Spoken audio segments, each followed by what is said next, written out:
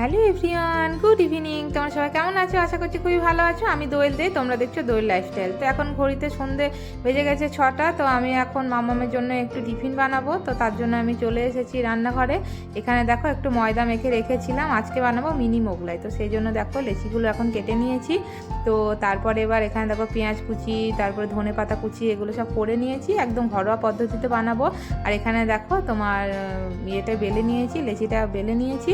আর এখানে তোমার ওই ডিম ফেটিয়ে একটু পেঁয়াজ কুচি আর ধনেপাতা কুচি দিয়ে পরিমাণ মতো নুন দিয়ে এটা এর মধ্যে দিয়ে দিলাম। তারপরে এটা ভালোভাবে ভাঁজ করে নেবো, একদম ঘরোয়া পদ্ধতিতে, কোনো রকম অন্য কিছু আমি দিইনি, একদম সিম্পলভাবে করছি।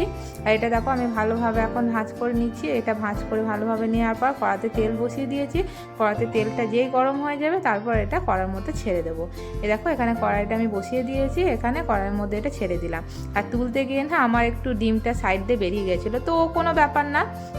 তো আমি ভালোভাবে খুন্তিতে করে ওপরে আস্তে আস্তে দিতে থাকলাম তেলটা, আর আস্তে আস্তে আমি এটা এবার ভাজবো। তেলটা না একটু বেশি গরম হয়ে গেছিলো, তারপর আমি আবার কমিয়ে দিয়েছি। এটা না একটু মানে কমিয়ে ভাজতে হবে, খুব একটা জোর আছে ভাজলে হবে না, তাহলে ভেতরে ডিমটা না কাঁচা থেকে যাবে।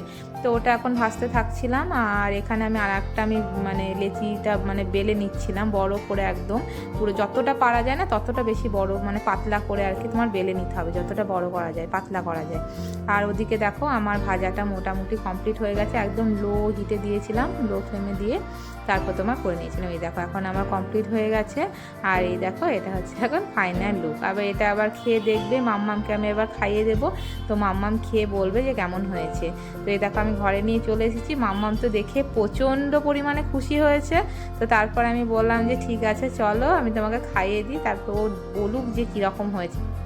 কি একটুখানি ছিঁড়ে তোমাকে খাইয়ে দিত, ক্রিসপিও হয়েছে বলো সস দিয়ে। তো দেখি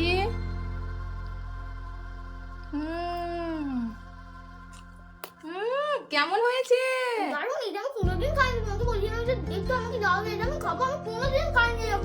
তাই না? আমি বানিয়েছি, ভালো হয়েছে। এবার তোমাকে আমি বানিয়ে দেবো, ঠিক আছে? একটুখানি শসা নিয়ে নাও। ভালো লাগছে বাবু?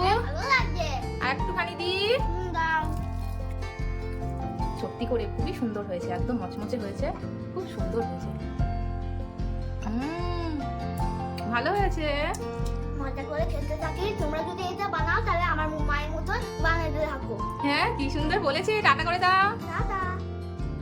তো আমি এখন একটু খেয়ে টেস্ট করব, দেখবো যে কেমন হয়েছে। মামাম তো বলেছে যে খুব সুন্দর হয়েছে, একদম অনেকটা ক্রাঞ্চি হয়েছে। আমি ভেতরে কোনো মশলা দিইনি, ওই ডিম তোমার ধনে পাতা পেঁয়াজ কুচি এসব দিয়েছি, ব্রেড ক্রাম্স তাছাড়া কিছু দিইনি।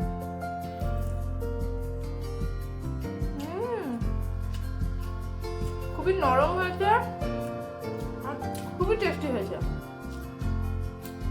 দোকানে তো অনেক পুরোনো তেলে ভাজে, অনেক রকম যায়, কিন্তু আমি একদম সিম্পলের মধ্যে করেছি, এক্সট্রা কোনো রকম কিচ্ছু আমি দিই। তো ডিম পেঁয়াজ ধনে পাতা তোমরা তো দেখতেই পেলে যে কি কি দিয়েছি। আর এত সফট হয়েছে না, ভেতরটা দেখো।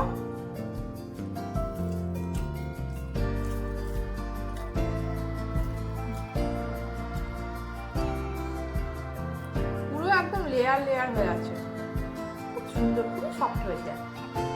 আমি আরও ক্লোজ করে তোমাদেরকে দেখালাম যে ভেতরটা দেখো কি সুন্দর মানে সেদ্ধ হয়েছে, ডিম পেঁয়াজ তারপর ধনে পাতা মানে একদম কাঁচা নেই, কিন্তু আমি একদম লো হিটে আস্তে আস্তে আস্তে আস্তে অনেকটা সময় নিয়ে আমি কিন্তু ভেজেছি ভেতর পর্যন্ত, একদম পুরো কিন্তু তোমার ভেতরটা একদম তোমার কুক হয়ে গেছে, ও একদম কাঁচা নেই। হ্যাঁ তো যাই হোক মানে খুবই টেস্টি হয়েছিল। আমি মানে যতবারই আমি বাড়িতে বানাই এরকমভাবে বানাই, ওই ব্রেড ক্রাম্স দিয়ে বা অন্য কিছু আদার্স দিয়ে অন্য মশলা টশলা এরকমভাবে করে না আমি কোনোদিনও বানাই, ওই ডিম দিয়ে বানিয়েছি। আর এই দেখো একটু আমি আলুর দম বানিয়ে নিয়েছিলাম।